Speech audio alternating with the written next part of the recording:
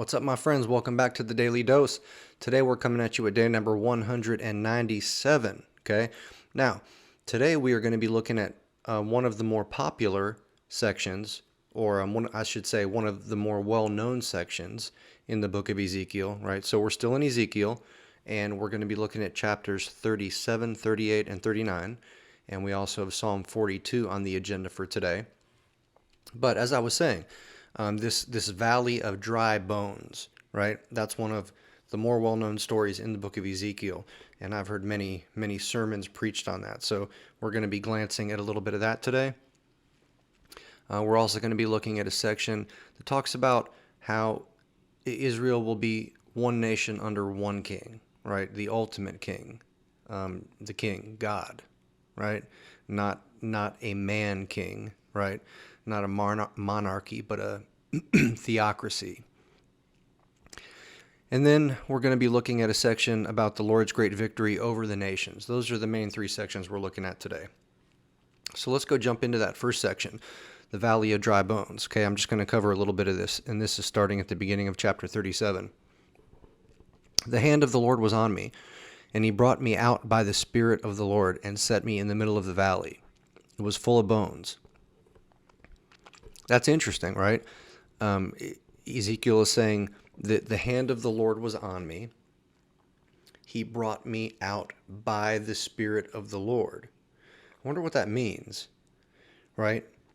We see some other places in the Bible, specifically in the New Testament, where Paul is not sure if he was just having a vision or if he was actually taken somewhere. We see other places where there's verbiage similar to this, where people talk about being brought out of the Spirit or in the Spirit or even by the Spirit, right? So the language is a little bit cryptic, right? I don't understand exactly what it's supposed to mean, if this is some sort of a vision Ezekiel's having, if it's a dream, I don't know. But either way, it's still very interesting. I tend to lean towards this being some sort of a vision. So anyways, middle of a valley, it was full of bones, right? So then it goes on to say, he led me, meaning the hand of the Lord, or the Spirit. He led me back and forth among them, and I saw a great many bones on the floor of the valley, bones that were very dry, right? So we've got all these bones. Have you ever found like a carcass or any bones like in the woods when you were a kid, right?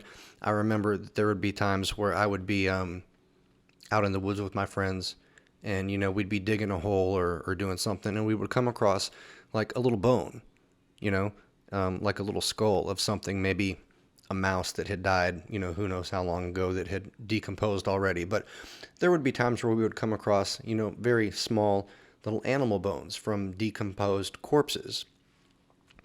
And that's what this makes me think of, those times when I was a kid and I'd come across these little animal bones. Except here we read that there was this valley, and the valley was full of bones, right? So we're not just talking about a couple of bones here and there. We're talking about like bones piled up, right?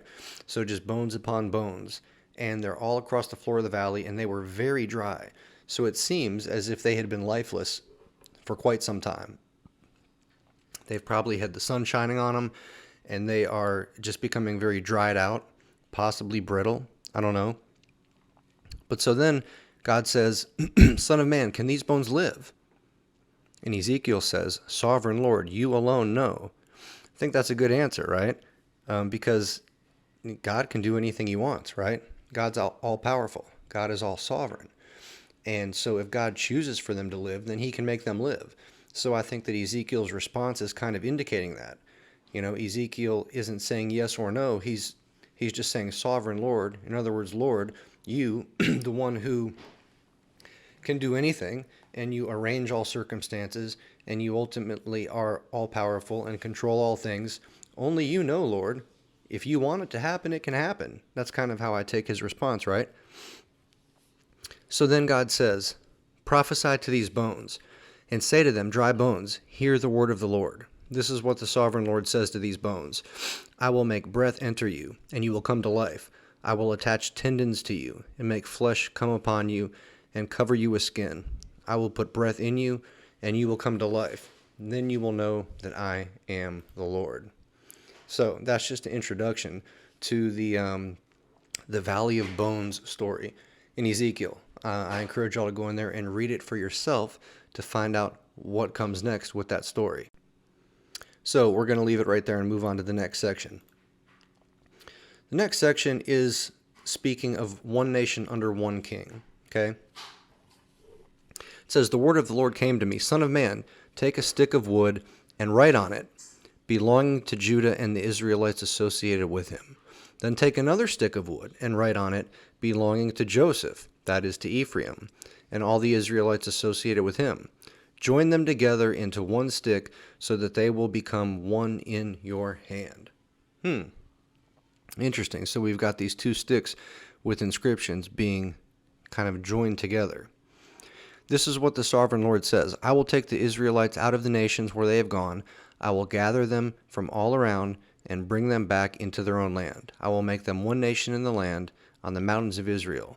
There will be one king over all of them, and they will never again be two nations or be divided into two kingdoms."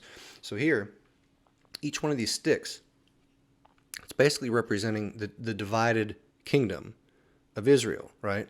And by these sticks being joined together in his hand, it's representing that these two parts or divisions of the kingdom are going to come back together, never to be broken apart or separated again.